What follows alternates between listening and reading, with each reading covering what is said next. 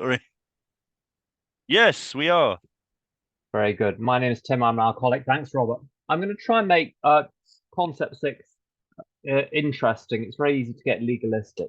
Um, Not everyone who was here was at the previous one or was at the other ones or necessarily knows much about the concept. So we've got to have a basic idea of why they're even there and where concept six fits within that. And to put it very simply, I don't want to belabor this, but AA needs to get things done. It needs to run a website, needs to publish literature and sell it, needs to run telephone offices. Now, if it, in the telephone office, they need to change the rota. What they don't do is telephone everyone in AA to ask them what they think about the change in the rota. Um, this idea that AA members are in charge of everything is true, but you can't operate without some sort of structure connecting those members to the person that's in charge of the rota at the telephone office. So AA members form into groups. Groups elect GSRs.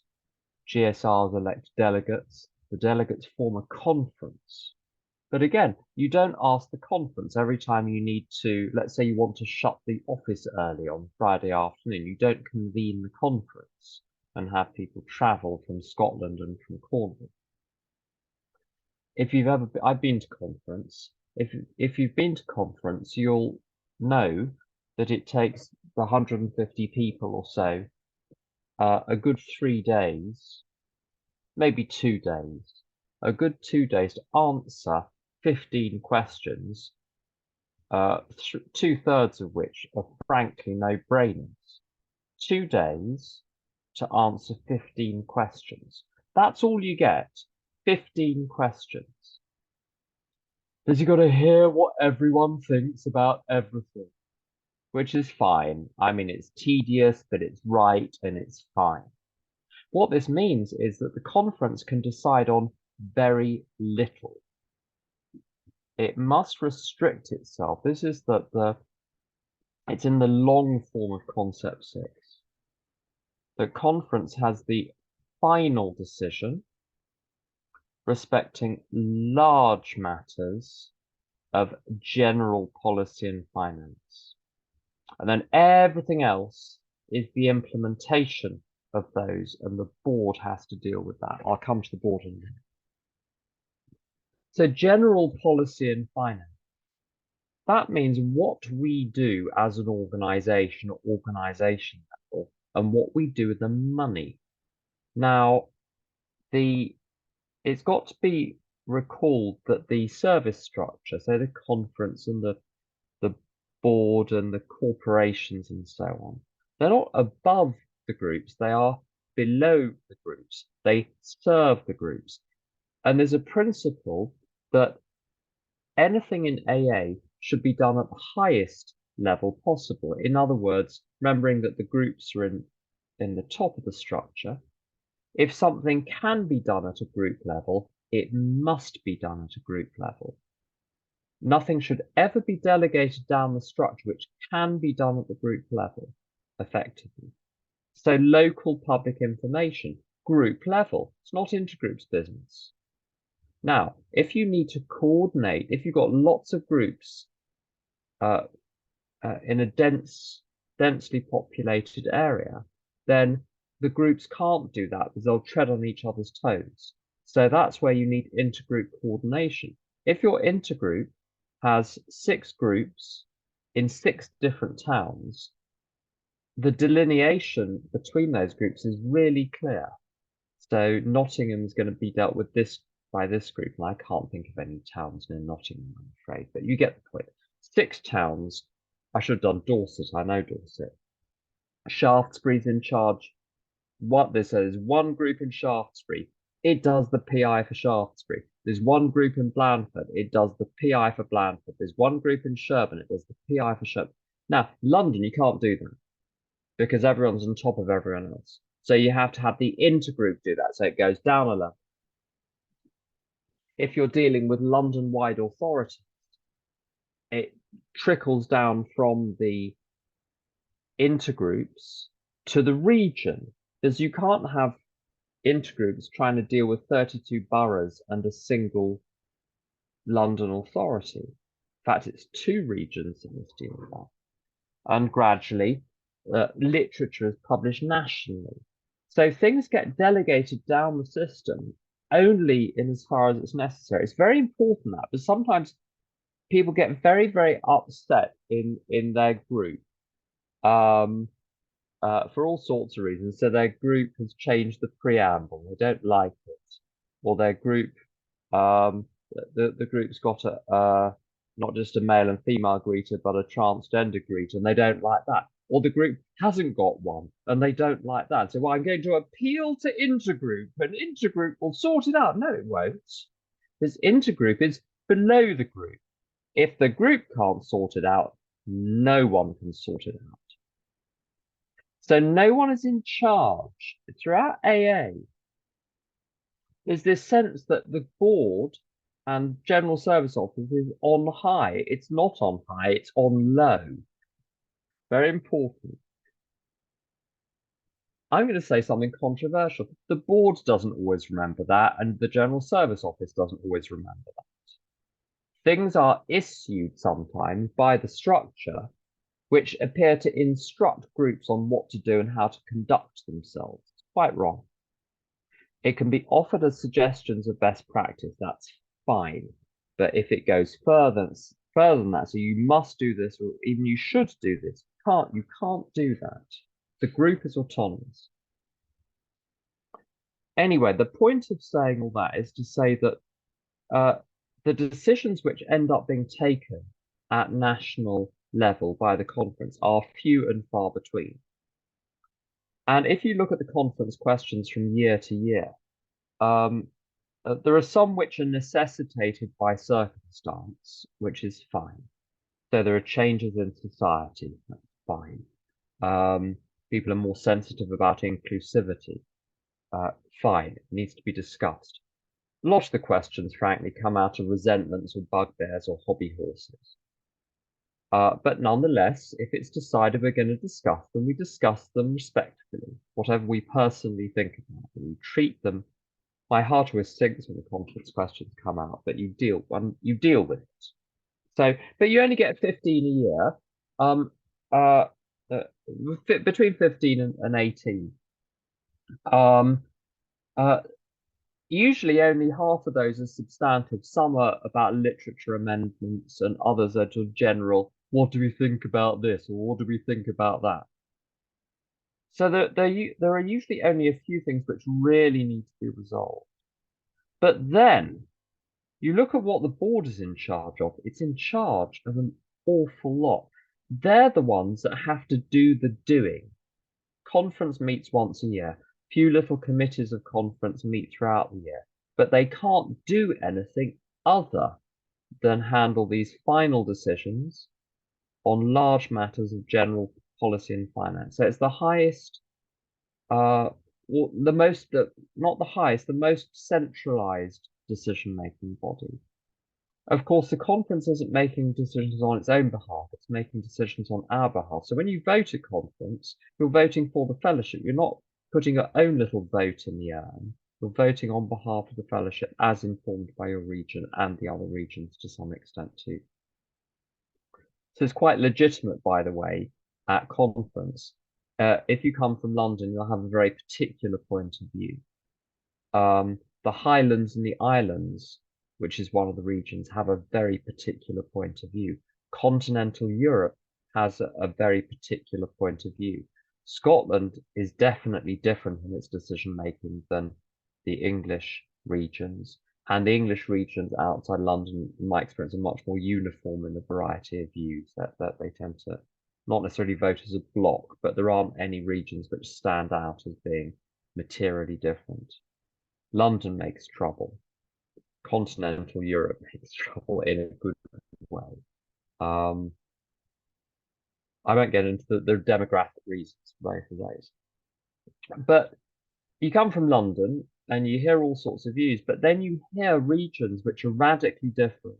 socially and demographically and geographically and in all sorts of other ways. And you hear views that are not expressed in London, and those views flow into your decision making at conference.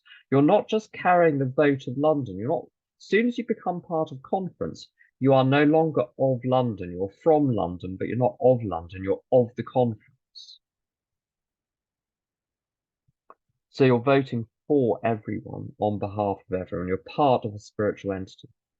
But you make your decisions and you go home. It is the board that must then do something about this. So all of the running of AA affairs, the public information at national level, the literature, telephone service, archives, national conventions, uh, running the offices and the charity, larger legal questions, all of those things are dealt with by the General Service Office, which is accountable to the board. So you've got this big division. It's a little bit like a sort of joint where you've got one bone meeting another bone, and there's a sort of joint space in between the bones, and the socket which holds the two bones in place is the concept. So there's this division, final decision, large matters, general policy and finance, conference, everything else, board. And what the board has is chief initiative and active responsibility, which means it has to figure out how to do what conference is asking it to do.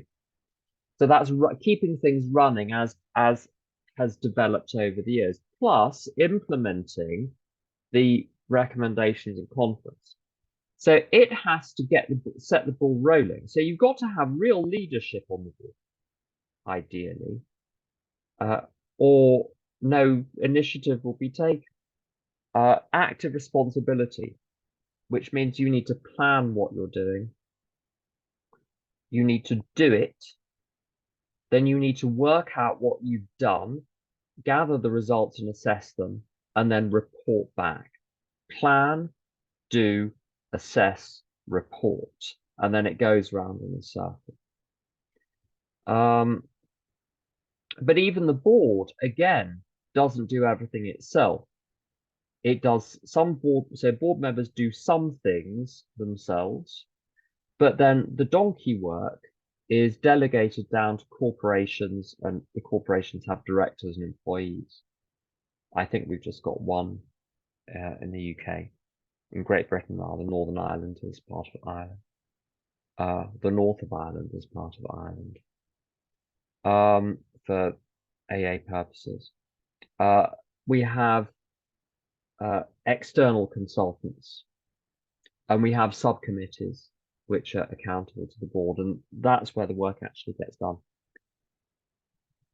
So, in summary, the decision-making process in AA is crystallized into a single voice of the conference, and once the decisions are made, the conference vanishes, as it were, and you're just left with the board doing the implementation.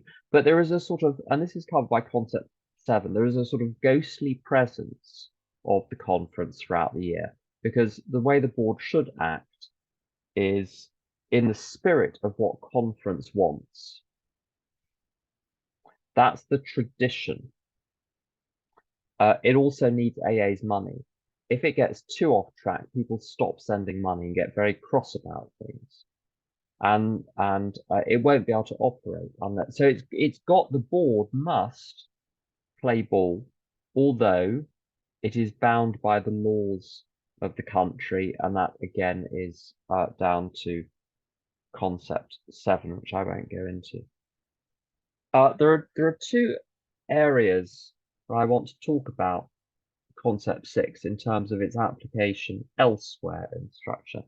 First one is at group level. Now, you might think this is superfluous at group level. I don't think it is. If you have a small group, where everyone is very much on the same page and very relaxed. So when I got to AA, things were very relaxed. They're not relaxed today in comparison. Uh, Things have become much more organized and much more formal, and it's not a good thing in my view. And uh, I'm guilty of that myself. I've swung way back in the other direction towards relaxation in terms of group structure. Um, when I was new, group consciences were only held. No one wanted them, no one liked them, no one even conceived of the notion of a business meeting. They weren't heard of. There was the group conscience meeting, that was it. And that served the uh, all purposes. Whenever the group needed to do something, it would have a group conscience. And you had them only infrequently, only when there was an emergency or there was a rotation. So you needed a new secretary or tea maker or whatever. Um, or something's happened and we need to deal with it. And you'd have a group conscience. But people didn't hold them as a matter of course. It was vanishingly rare for groups to have group inventories.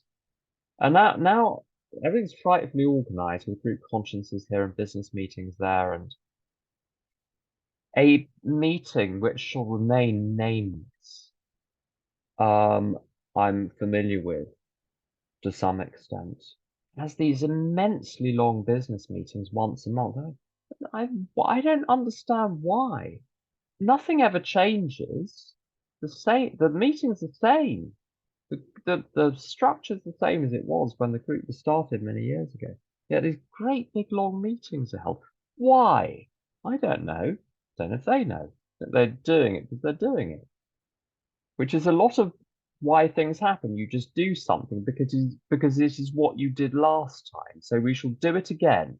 No one ever stops to say, do we need to do this? Then that will be tradition nine, being over organized. But where concept six comes into this is you want you want democracy, which is a principle um, in it's warranty six of concept 12 is this notion of democracy.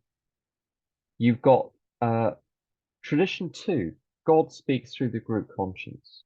Our leaders are but trusted servants. And so from that, you might derive the principle whenever the group needs to decide something, well, just get everyone in the room together and everyone has a good old go at sharing their experience, strength, and hope and opinions about the matter. And then we'll get to some resolution. I don't know what your experience of group consciences is, but mine is there's a lot of informed, uninformed acting out where someone gets upset and there's a short circuit and they think, because I'm upset, I have to speak. Because I found my voice in recovery. So if I don't speak when I'm upset, I'm stuffing my feelings. And if I can't share them here, where can I share them? And so group consciences very easily descend into general outpourings of unprocessed material. And then people start reacting against each other. I mean, I've pretty much seen fights in group consciences because people don't know how to behave. And part of the problem is that everyone is being brought into every decision on everything. This is why there is a problem. And very often, complex matters have been carefully prepared for presentation to the group. No one's read the minutes. No one's read the preparatory material. And suddenly everyone has a view on a matter they haven't given a moment's consideration until they're given an opportunity to talk about it to a room of 30, 40, 50 people. Now suddenly it's an interesting topic because everyone can hear me. It's of interest to me. When it was just me being asked to read this on my own, I wasn't interested. But now I get to grandstand, to channel my unprocessed emotional trauma from 30 years ago through this issue. Now it's interesting. And the whole thing collapses. Now, concept six offers a solution to this. Says that the running of the group falls into two parts. There are large decisions of general policy and finance, and then there's getting the work done.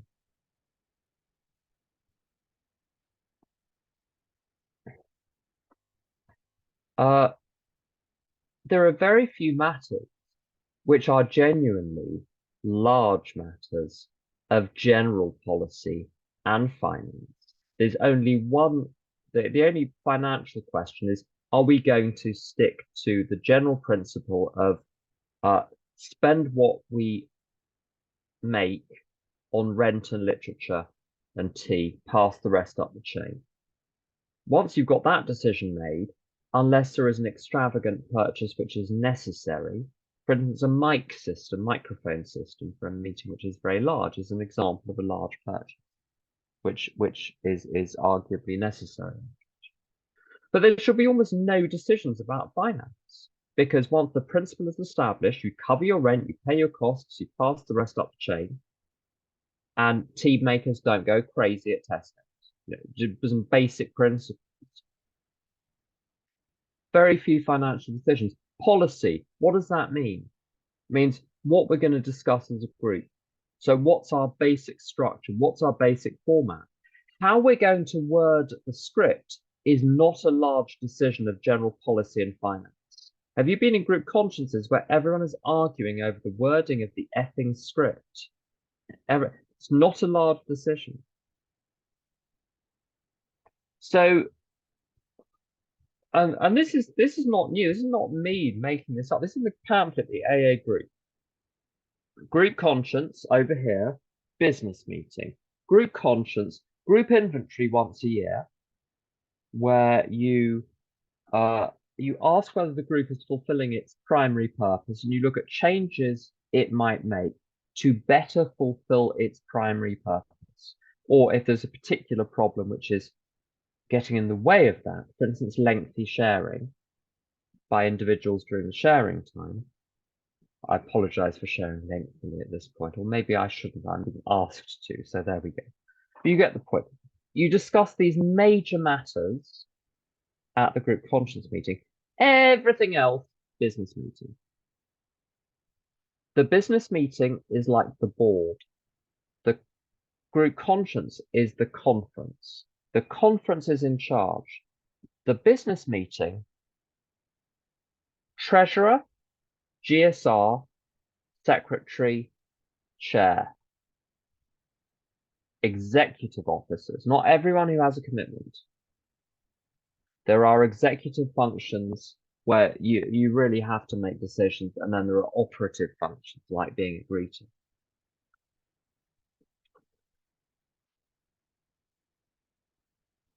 So you've got a split. If you do that, and I saw it done 25. There was some groups in London that I don't know if they still do it. It's such a long time ago. The Joys of Recovery and Vision for You meeting ran it like that. Complete separation between the two. So the groups business, then the groups are incredibly smooth, and that is why. And business meetings, when you've got 4 people, they're really straightforward. When those people are chosen very, very carefully by the group. So when the group is choosing people, it knows they're going to be running stuff for a year. You choose people very carefully. Now,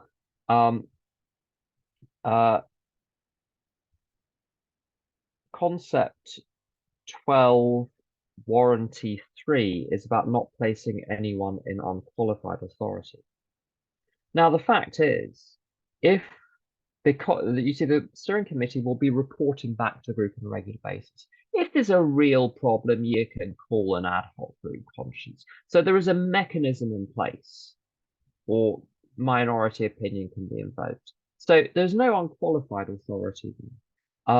With concept 3, where you delegate, let's say, to the business meeting of those 4 officers, you could have 6 officers. It doesn't matter, but not 12, not 15, not 30. Small number. You trust them to get the job done, but they're reporting back. So that, and the knowledge that they're reporting back will be held to account for the decisions they make is what keeps the circle closed, ensures that this is I think in engineering they call it a closed loop system where the results feed back into the input end. And that can work very, very well. And the marvelous thing about this is you have democracy at the high level with the group having its group inventory, and you have democracy within the officers. The officers run it democratically between themselves, the implementation of the basic decisions. So it's not undemocratic, it's just a split level democracy with the group ultimately in charge. The steering committee is not in charge of the group. The steering committee is in charge of doing the work and reporting back to the group. The third matter is to talk about how to apply concept 6 in one's life. Um,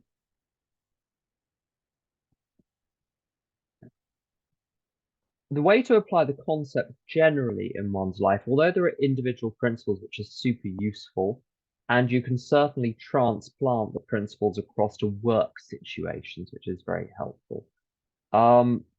What I want to talk about here is the notion of applying the concepts in one's relationship with God, which is how to apply the concepts in one's life generally. This is, I'm sure you'll agree, not talked about frightfully often in meetings, how to use the concepts to understand one's relationship with God.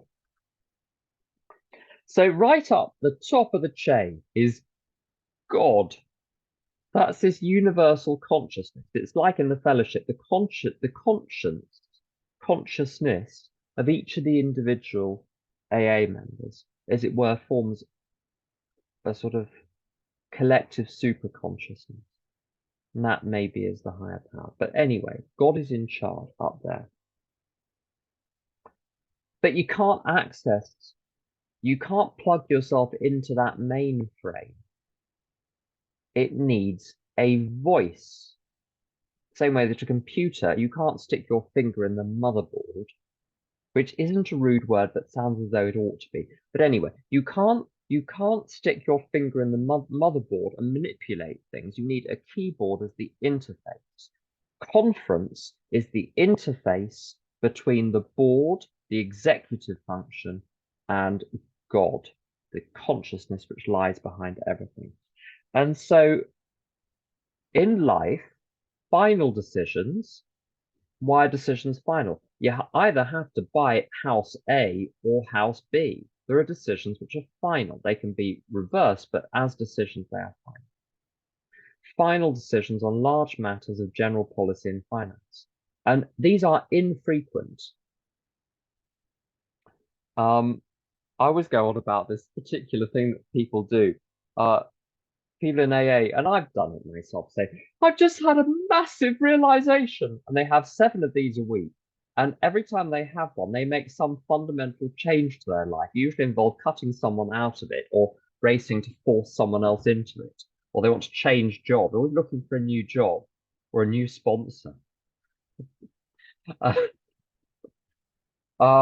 have some sympathy with people that want to look for a new sponsor. But that's another question. Always making massive decisions. The concepts say no. You get to make a few final decisions on large matters of general policy and finance a year. No more than that. But how those decisions made? Well, I've got to consult the conference. What's the conference? It's really a collection of things. It's what I discern through prayer and meditation and contemplation. It's what I discern when I push a question up to God and have answers come back through lots of other channels. It's consulting the literature, the principles to apply to the situation. Habit and common practice. If something is what people generally do, it may well be considered to be standard. C.S. Lewis says a similar thing about, I don't want to get into the question about pacifism, and I actually probably fall on the wrong, different side of the argument than him on pacifism. But nonetheless, he's very interesting. He says it's very difficult to dismiss the notion of warfare as being a morally right thing uh, under certain very strict conditions when great thinkers in all civilizations who've thought about it very carefully almost exclusively come to the same conclusion. You've got to have very robust arguments to override that. I think those arguments are there. But you've got to have very robust arguments. What is typically done, what is usually done, is often the right thing because that is what is making it the thing that is usually done. Sponsors, other confidants, spiritual literature. If you're into divination, I'm not going to dismiss that out of hand. There are lots of ways of making decisions and trying to discern the higher powers will. And that collectively, that voice, that moment where your gut says, right, this is what we're going to do, that is conference speaking. Sometimes conference is wrong. But it's the universal consciousness crystallizing into a single movement of the soul. I think that's the decision by conference. And you see, the marvelous thing is one never needs to make a decision. Once you've made a decision in step 3, as one might make a clay pot or a chicken korma, once that decision has been made, no further decisions need to be made because now you've adopted the system. The system is God is in charge in step 11, in tradition 2, in concept 1. And it says on page 86, we ask for a decision, an inspiration, or an intuitive thought. You don't make decisions, you ask for them. And when it's given to you, you know it. Now, very interesting with concept 4. Concept 4 says that the board is part of the conference in the same way that your serving officers of your GSR, your secretary, your treasurer, your chair, are members of the group conscience. They're not a separate bunch of people. They're, as it says in the long form, the trustee members of the conference when they act among themselves as the General Service Board of Alcoholics Anonymous. So I am part of this general decision-making process. My thoughts, my experiences, my preferences, my temperament gets to flow into that decision. It is not the casting vote. The trustees can't swing conference in their favor because they are heavily outnumbered, except in one country where they're not. And there are I won't say which one it is because it's not right to do so. But if you're in that country, you'll know which one it is, where the board members outnumber the delegates because there are so few delegates actually showing up, and it's caused real problems, real over many years. There are sitting tenants of trustees who won't shift.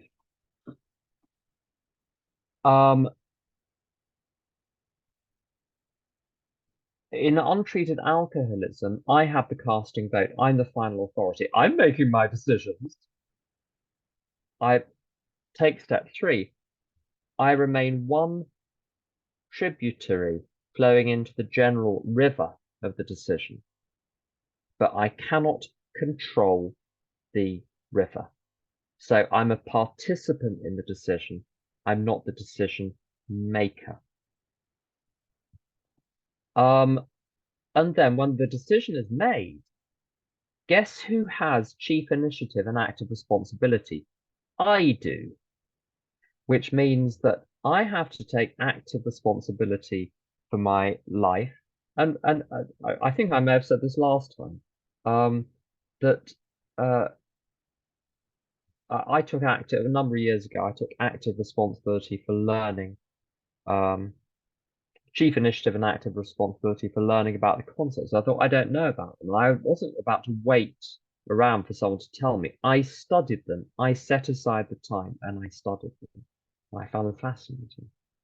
Um, the things to be done are there for me to do. Pookie in Austin, 13 years ago. I met her once and she was marvelous. I loved her. She said, God ain't gonna, that's it. You got to take action to activate your faith. God ain't gonna slide no hot dog under your door. That is concept 6. When the decision is made, I become vitally active. There is nothing spiritual about saying, oh, God will sort it out, and then sitting there waiting for God to sort the thing out. When I was 21, newly sober, very long time ago now, it seems, I had a terrible problem. I had no skills and I had no money. And I needed to stay in London, make sure I could stay in London in order to stay sober because there was precious little AA where my parents lived. And leaving it to God meant asking God for the general decision. And the general decision horrified me.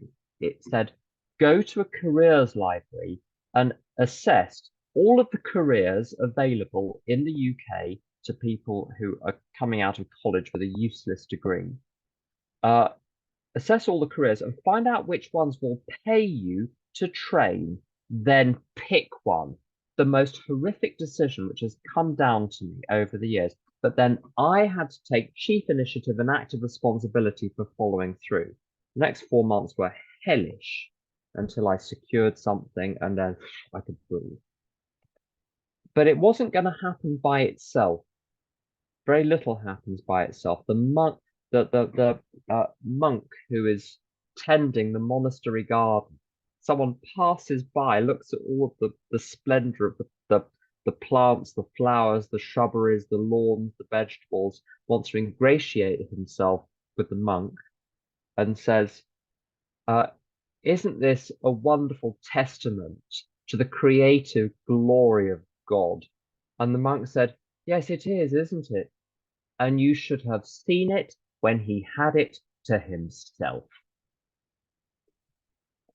If something is going to be made of my life, I have to take chief initiative and active responsibility. But the results are then out of my hands. I just get to take the action, plan, act, assess, report back to conference, to God. Plan, act, assess, report back. What else?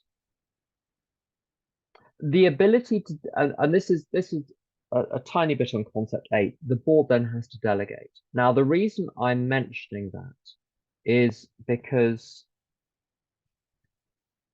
I think broadly I'm an Al-Anon as well. The alcoholics and the Al-Anons can in one way be divided in two directions. One direction is the very, very alcoholic approach to life is no one tells me what to do. I just want to have fun. I'm just going to do my own thing. F the future, F the past, F everyone else. I'm going to look after myself. I'm on my own. I just want to have a nice time. Xbox and a pizza. Kushti. Yeah, Al-Anon, and you say I've been that some of the time. Then I got over that, and I the Al-Anon side, which was there, waiting, dormant, latent, like a horrible inherited disease, totally came to the surface, and it was this: I need to know everything that's going on in the world because things are not okay. Things are not going to be okay. Nothing is okay, and I need to fix everything. And if I can't, at least I need to monitor it very carefully. Just like when there's a war on, watching the news, just so you don't miss something, because it's more frightening not knowing the thing that might be happening than knowing the thing that is happening. As though you like, have you ever been on a plane and it's taking off and you could read your book, you could look at your little television program, but no, you have to kind of concentrate on the sound that the plane is making just to make sure the plane is making the right sort of sound for takeoff, or when the landing gear comes down. Did the landing gear come down properly on the way back down? I was once in a plane where the landing gear didn't come down, and I listened every time. Did the landing? Good. The landing gear is ready. I can relax again. Like there's anything I can do about it. Like I can lift up the flap below my seat and release it manually. Constantly scanning, analyzing, taking a few data points, producing these huge catastrophic scenarios, and then trying to compensate by controlling everything I can apparently control in order to compensate for my neurotic terror about the direction of the world and the universe and the laws of thermodynamics. Those are your two basic character types. I have both, which is why I go to both fellowships. But the concepts are the antidote to this. Conference meets infrequently. The work of AA is there's a little bit of executive function in the board, but almost everything that is done by the bods on the ground, the committees, the directors, the staffs, the consultants, the whatever, the hired helps, the outside contractors. They are the ones that do the work.